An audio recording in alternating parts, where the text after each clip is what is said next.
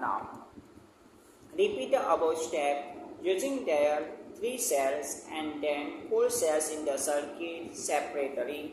Calculate the ratio of V to I for each pair of potential difference V and current I.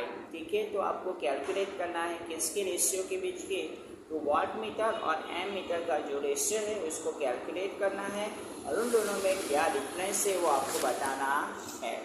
So in this activity you will find the approximately the same value for V oblique I is obtained in each case.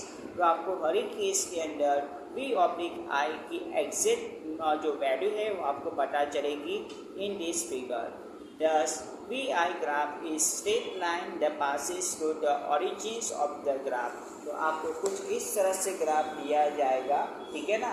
एक straight graph आपको दिया जाएगा, potential difference V और current E, मतलब जो M metre में जो पास होता है करंट उसके द्वारा एक स्ट्रेट ग्राफ आपको सामने ऐसा दिया जाएगा, मिलेगा. तो वहाँ का डिफरेंस आपको मतलब क्लियरली क्लैरिफाई हो जाएगा.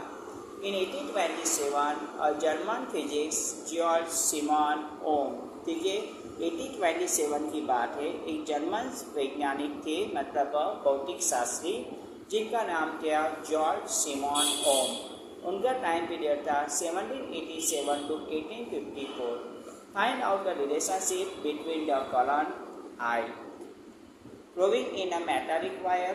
तो मेटालिक वायर के अंदर जो करंट कितना पास होता है, ठीक है ना, current I and potential difference across इस टर्मिनल, और उसके टर्मिनल में जो पोटेंशियल डिफरेंस है वो कितना पास आउट होता है, वो रिलेशन जो था किसके बीच का, करंट और पोटेंशियल डिफरेंस का, उन्होंने ये फाइंड आउट किया था. The potential difference V across ends of a given metallic wire is an electric circuit directly proportional to the current flowing through it.